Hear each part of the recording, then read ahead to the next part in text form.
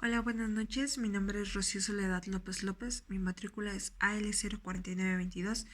Pertenezco al plantel CNCI Florencia. Actualmente curso la materia de taller de lectura y redacción con la profesora Brenda Franco Cavazos. El día de hoy presento mi producto integrador con el tema de Heráclito y Parmenides con su teoría de la filosofía de la naturaleza y el conocimiento. Bueno, comencemos.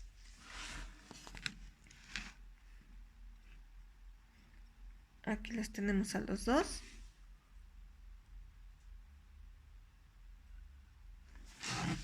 Bueno, vamos a empezar a hablar un poco sobre ellos. Los dos eran filósofos griegos. Heráclito era conocido también como el Oscuro. Es uno de los pensadores más importantes también del siglo y sostiene que la unidad del contrario, ser o no ser, principio fundamental del todo lo real y lo verdadero. Heráclito Heráclito nos dice que el cambio no es ningún problema, de hecho es la esencia de la realidad en la naturaleza y que explica el cambio, que debe ser racional y necesario y que siempre va a haber una lucha de contrarios en la naturaleza, ya que ésta siempre va a estar en equilibrio dinámico.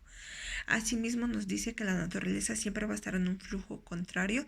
Esto significa que, por ejemplo, lo frío siempre va a tener a lo caliente, si subes tienes que bajar, así, porque siempre va a haber una armonía y equilibrio. Él nos dice que nadie puede bañarse dos veces en un mismo río. ¿Por qué nos dice eso? Porque dice que aunque el río parezca el mismo y la persona sea la misma, su cauce y el agua que antes habían estado ahí siempre van a estar cambiando porque el flujo del río cambia con el movimiento. Esa es lo que nos expone Heráclito por una parte. Después, Parmenides, él nos dice, ahorita les voy a enseñar, Parmenides era él, ¿ok?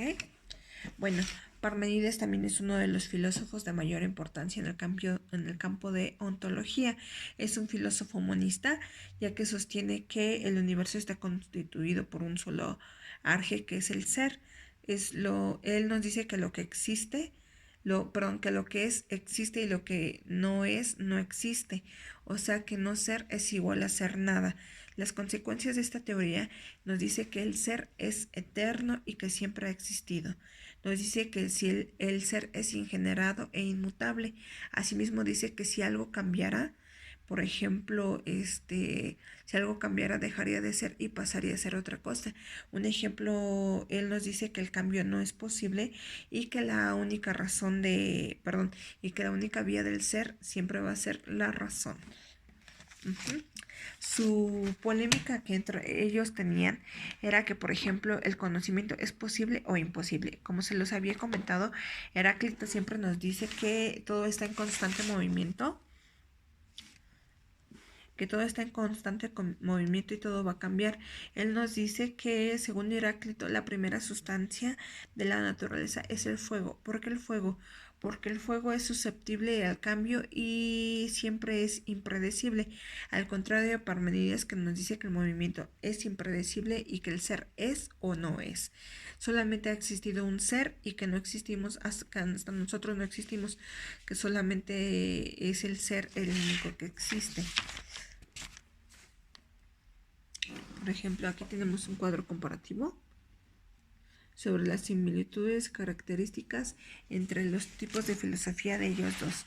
Por ejemplo, nos dice la postura que tiene Heráclito sobre la esencia del mundo es que no es posible captarla debido al constante movimiento y que no aplica una actitud racionalista. Al contrario de Parmenides, que Parmenides nos dice que el pensamiento se puede captar en la esencia del mundo y que se aplica un pensamiento racionalista. Y a la postura ante la verdad sobre Heráclito nos dice que como consecuencia del devenir, el camino a la verdad no es solamente uno y que siempre va a estar cambiando a todo el mundo y que Parmenides nos dice que el camino a la verdad solamente va a ser uno. Después de haber realizado esta investigación, investigué un poquito más y pude descubrir que el que le dio fin a esta polémica fue Aristóteles. Y ya después de, por ejemplo, de yo haber, pues, he estado investigando un poco sobre estas teorías, me doy cuenta que a lo mejor Parmenides tenía lógica lo que él decía, pero no, desde que yo empecé a investigar, no me era posible creer que el conocimiento tenía que ser como que estático y que el movimiento no era posible.